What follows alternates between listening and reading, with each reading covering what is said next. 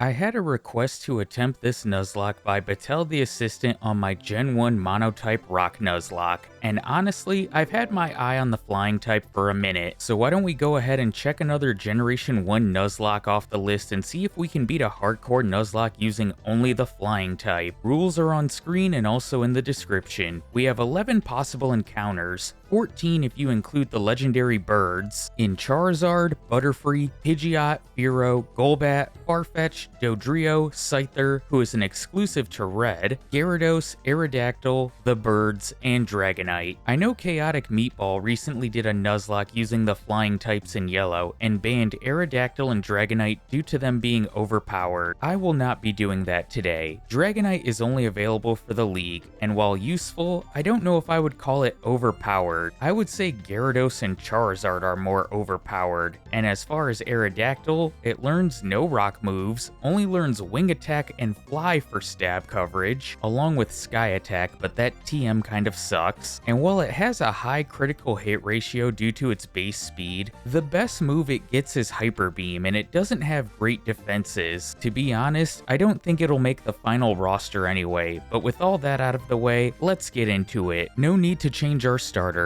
I can select Charmander since it will eventually evolve into a flying type once it evolves to Charizard, but unfortunately for now, I'll have to box it once I get Pokeballs. Well, once I get Pokeballs and can catch my first actual flying option. I'm sure right now you're also probably asking yourself that the graphics and color palette don't look like Generation 1. This is Generation 1, I'm just using a Gen 2 color palette because I think it looks nice and I wanted to play with it today. Once we receive Pokeballs, we can catch our actual starter, a Pidgey. I can also catch a Spearow on Route 22 and a Metapod in Viridian Forest because I didn't find a Caterpie, and since I'm playing Red version, Weedle and Kakuna are the more common encounters here, so this took a while to find. Eventually though, I do evolve Metapod into Butterfree, which will be great for taking on Brock since Butterfree learns Confusion at level 12, which is right under his level cap of 14, and after getting the team to level 13, I take on the Rock-type Specialist, who isn't a problem thanks to Butterfree's special move, Confusion. 3-shotting Geodude and 2-shotting Onix thanks to a critical hit. We can grab our next encounter at the Pokemon Center outside of Mount Moon. We can talk to this guy who's definitely not trying to con me out of $500, and purchase a Magikarp. Thanks Game Freak for making Gyarados part flying type and putting it this early in the game for me. Within Mount Moon, I grabbed the TM for Water Gun because I had plans to teach this to Gyarados, but I'm going to be getting the Bubble Beam TM from Misty, which is much better. Also within Mount Moon, we can get our next encounter, a Zubat. While I don't think Golbat will make the final roster, it and Zubat will be useful early on, especially on Nugget Bridge with all of the poison types, since the weak Leech Life is super effective against them. Before arriving in Cerulean, I grabbed the Helix fossil. It's of no use today, which is unfortunate, but I do have an evolution before taking on Misty, as Magikarp evolves into the powerhouse Gyarados, right below Misty's level cap of 21. We have another evolution as well, as Pidgey evolves into Pidgeotto, and while I could have leveled Spearow to 20 before the battle against Misty, I plan on using it quite a bit on Nugget Bridge. Because of Misty's AI, she will never use a water move against me as long as I lead with Gyarados, which isn't terrible, but I would much rather her use not very effective moves against our water flying type. Staryu is easily taken out by 2 bites where Starmie falls to 3, and the prize for Gyarados, a new move in Bubble Beam. And with the level cap jumping to 24, we get another evolution, this time Zubat evolving into Golbat before taking on the rival. The battle against the rival isn't a tough one. I lead Butterfree, who has to 4-shot Pidgeotto with Confusion, as it takes me to under half HP. Against Abra, I began to set up Harden for Badge Boost. Before I remember, I can't boost my special, what the hell am I doing? And Butterfree has no physical moves, so I swap to Pidgeotto. Its Gust is able to 1-shot Abra and 2-shot Rattata, moving on to his ace Squirtle, and thanks to a critical hit from my second Gust, I can 3-shot his starter and we can move on. There's not much to talk about on Nugget Bridge and the path to Bill's house. I just go minimum battles and minimum experience / Pokemon. I do need to start thinking about money though, because I can purchase one of my encounters from Celadon, being Dratini or Scyther. Both can be caught in the Safari Zone, although Scyther is much harder to come across, and I believe has a harder catch rate, but I'm not sure on that one. Dratini can also be caught in the Safari Zone by fishing, and I've never had one run from me. Hopefully that doesn't come back to bite me in the ass. And while I don't think Scyther will make the final roster, Dragonite probably will, and I like to at least try and get all of my possible encounters within these Nuzlocks as long as the rules permit. After defeating the last before Bill's house, Spearow can finally evolve into a mighty Fearow. I debated keeping this as a Spearow until level 29 when it learns Drill Peck, but we have Lieutenant Surge coming up, and I would like the extra power that Fearow provides, because I'm probably going to need it. Upon arriving in Vermillion, I ventured to Route 11 to catch an additional Spearow to trade to the little girl for Farfetch'd. And as the trade sequence plays in the background, I want to talk about a mistake I made. You see, after doing this trade, I took a break from this playthrough. I had some quick errands I had to run, had myself some lunch, and came back, but forgot to hit record when going through the SSN. I grabbed the TMs for Body Slam and Rest and battled the rival, which it was just a Gyarados sweep.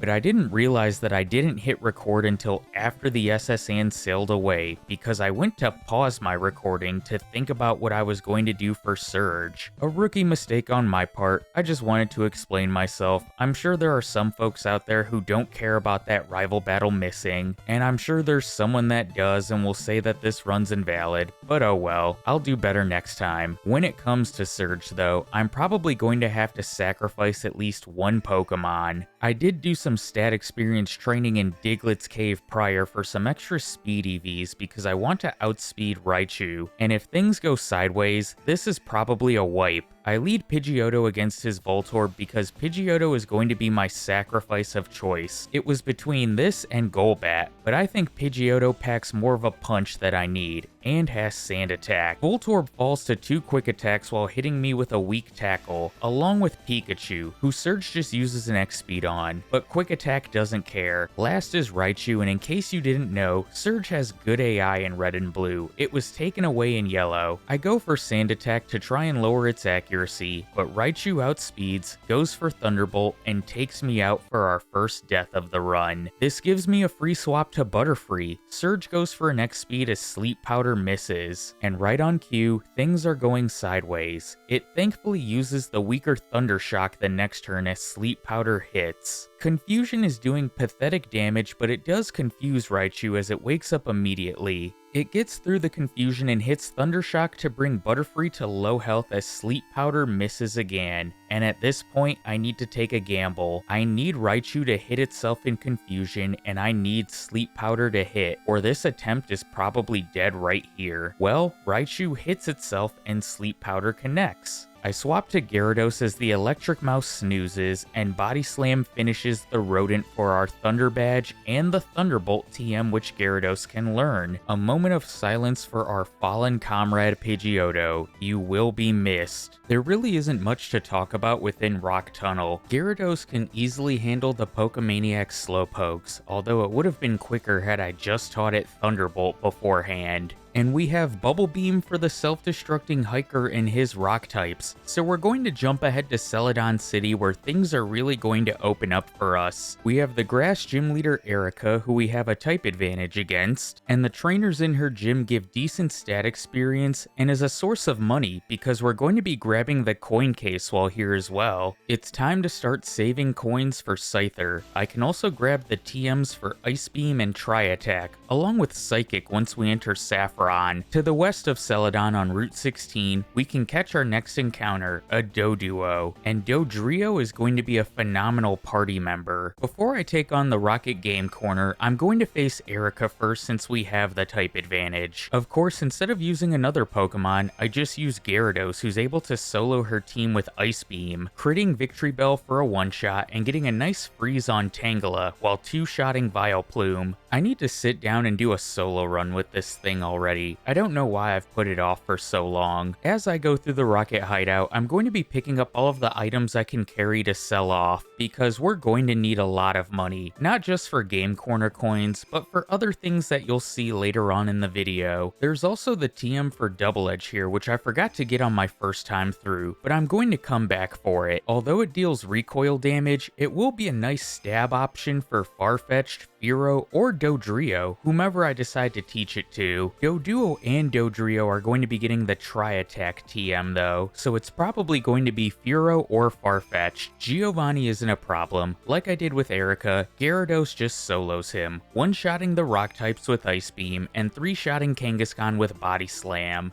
With the Silph Scope now in hand, I want to blitz through Pokemon Tower as fast as possible, picking up anything I can sell, but also battling all of the channelers. The Ghastlies give good stat experience in terms of speed and special, and that will be useful for later on in this playthrough. Before exploring the tower though, we have to face our rival, Falkner. I lead Dux the Farfetch on this one and try my best to solo his team with it because I want to give it some screen time, and while I can get by the first 3 Pokemon, the Sand Attack I took from his lead Pidgeotto prevents the sweep, so I swap to Gyarados who can easily finish the job. I mean, is anybody really surprised with how much I've had to lean on Gyarados in this playthrough? While scaling Pokemon Tower, we have an evolution, as Doduo evolves into Dodrio. This thing just tore through the Channeler's Pokemon thanks to Drill Peck, a stab move that's able to hit ghosts with a high crit rate. Can't beat it. And with our level cap now at 43, we can welcome back Charmander to the party, who evolves into Charmeleon and then into the fire flying type Charizard. And with Charizard now on the squad, I want to make a pit stop at Silph Co. I am going to come back and go floor by floor, battling all of the rockets and scientists for money. But for now, I just want to grab the card key and then grab the TM for Swords Dance, along with making a pit stop to the 10th floor for the Earthquake TM, both of which Charizard can learn, and this is one reason why I personally think it's more OP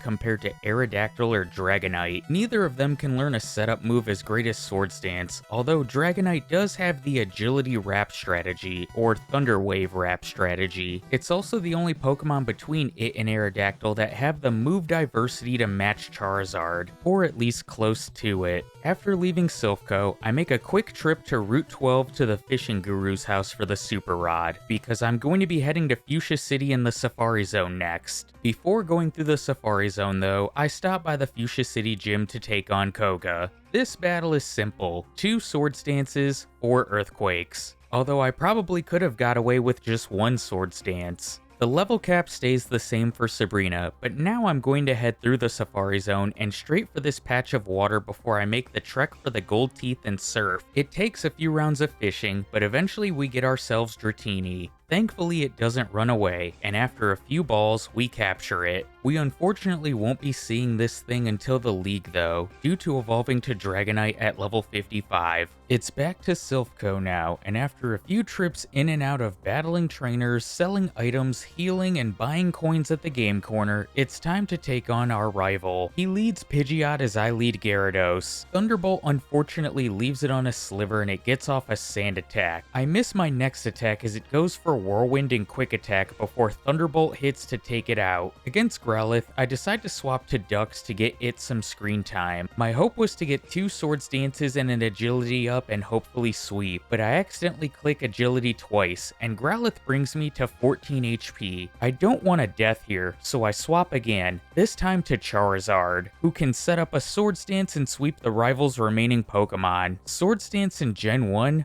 OP. Swords Dance in general really OP.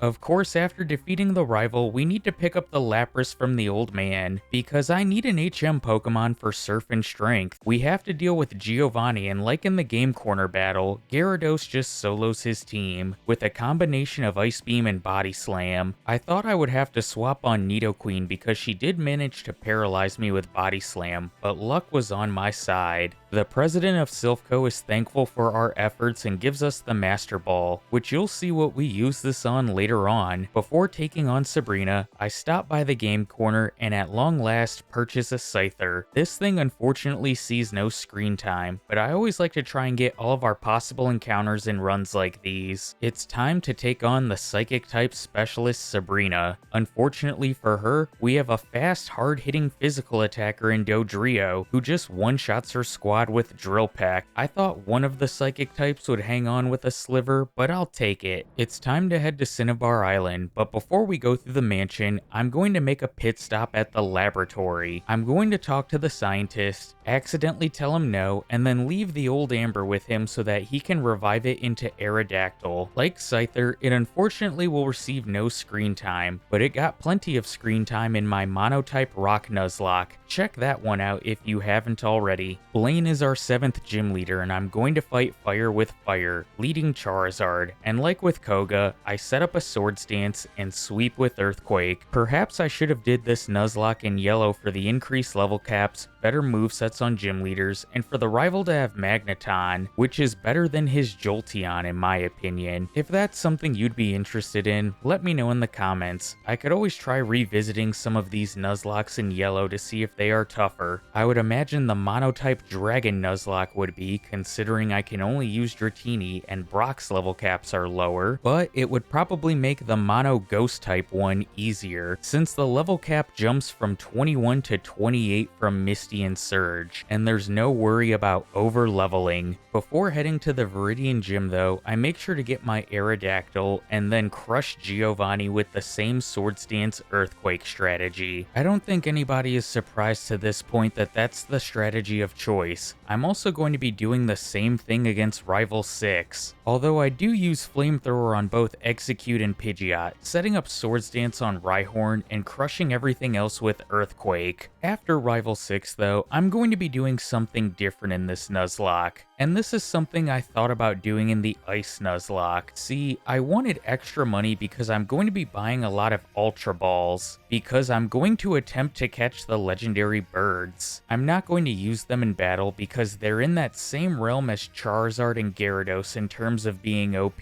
but I just want to attempt to catch all of my encounters. I had mentioned this in my Ice Nuzlocke that I wanted to go to the Seafoam Islands and catch Articuno, even though I had already caught a seal there.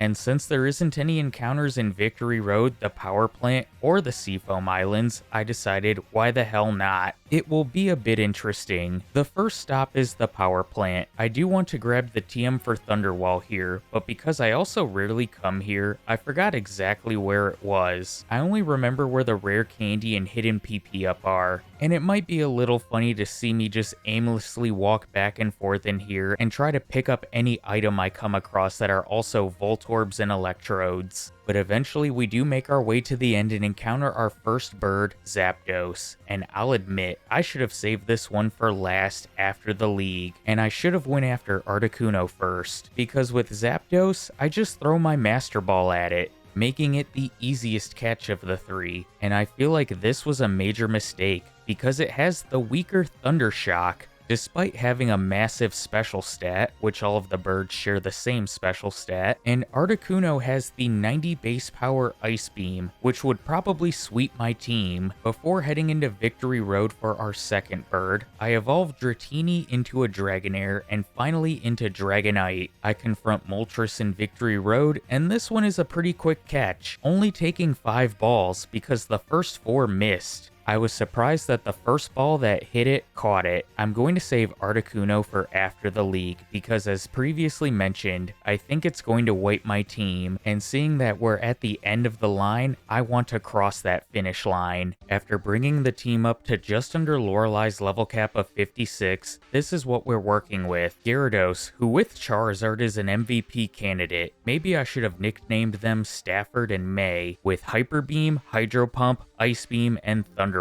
Dodrio, who I'm glad I've given some screen time to with Drill Peck, Tri-Attack, Fury Attack, and Agility. You might be looking at this set and see others that come up and wonder, why haven't I taught X move over this? Well, it's because there are still some TMs I haven't used like Rest and Double Edge. I did not grab the Mimic TM and didn't feel like going back for it, and I have the HM for Fly in my bag, which I do end up teaching during the league to Amon later on. Charizard, our starter who got a little bit of screen time as a Charmander and has been a monster since becoming a Charizard, with Slash, Earthquake, Sword Stance, and Flamethrower. Had I not taught Body Slam to Gyarados early on, Charizard is one who could have benefited from that TM. Of course, I could have also taught it Mega Punch or Mega Kick. Fearow, our angry bird, with Drill Peck, Fly, Fury Attack, and Agility. Dragonite, making its debut on the team with Wrap, Hyper Beam, Thunder, and Agility. I also have the Fire Blast and Blizzard TMs in my bag for this thing. Wrap was one of those just-in-case moves I kept. And finally, the Farfetch'd named Ducks. It was between this and Butterfree for the final roster spot, but with Peck, Agility, Sword Stance, and Slash, which I do delete Peck for Fly, I thought the badge boosting moves, especially Sword Stance, which it learns naturally, would be more useful than Butterfree's Sleep Powder. These words will haunt me later, but you'll have to wait until the end to see how. For now, this is the team. Let's see if we can get through the league. Lorelei is first, and her ice types could be a problem for my flying types, but I have Gyarados who has an electric move. Thunderbolt doesn't one-shot Dugong who just goes for rest, and I decided to try and get cute with things, switching to Ducks to see if I could get it more screen time, but I can't set up fast enough with it. I wish I had taught Fly over Peck for more power prior to this battle. Dugong nearly ends my bird with an Aurora Beam after it wakes up, and I have to swap back to Gyarados. Dugong badge boosts me with a Growl, and Gyarados just goes on a tear, 1 or 2 shotting the rest of her team with Thunderbolt and Hydro Pump. Bruno is next, and it's time for some redemption from Farfetch'd. I'm going to set up to +6 with Sword Stance against the first Onix, along with 2 agilities for good measure, as it tags me with a Rock Throw and then goes for Rage, bringing me under half. While it's slow to take down with Slash,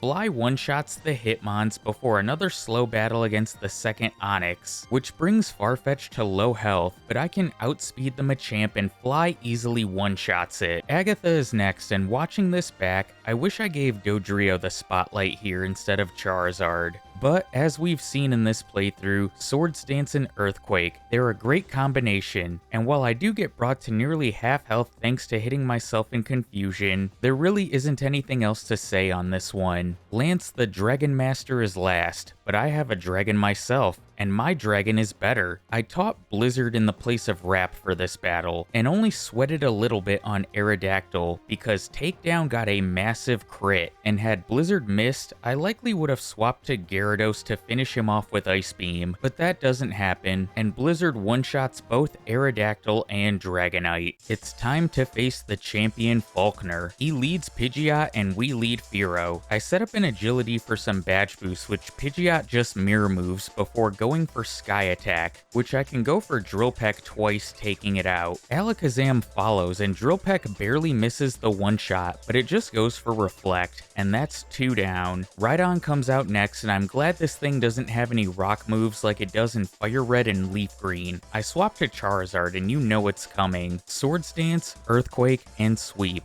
Except I make a mistake in this battle. While I'm setting up with Sword Stance, Rhydon is further badge boosting me with Tail Whips and Leers, and while Earthquake easily takes it out and Arcanine, I leave my cursor on it for Exeggutor, who it only does half to, and it puts me to sleep with Hypnosis. And Stomp does massive damage from all those defense drops. I leave Charizard in with hopes it will wake up, which it does, but a second Stomp leaves me at 28 HP. Earthquake finishes the coconut tree, and all that's left is Blastoise. We're home free, but Earthquake crits, bypassing my stat changes. Blastoise fires off a Blizzard, and we have our first death since Pidgeotto. No, I didn't want to lose my starter. I can send out Dragonite for the revenge revenge KO, but it's a little disappointing to lose a Pokemon on the champion, especially one like Charizard. With that though, we have won the run, but there's still one more legendary bird to catch, Articuno. Remember before the league when I said taking Farfetch'd over Butterfree would haunt me? Well, even though Articuno has 2 moves that are super effective against our Butterfly, it has Sleep Powder. You know what all other Pokemon on my party don't have? A status move. After saying goodbye to our starter Charizard, I venture into the islands. I do the strength puzzle of pushing down these boulders, and now it's time for the true final boss of this run.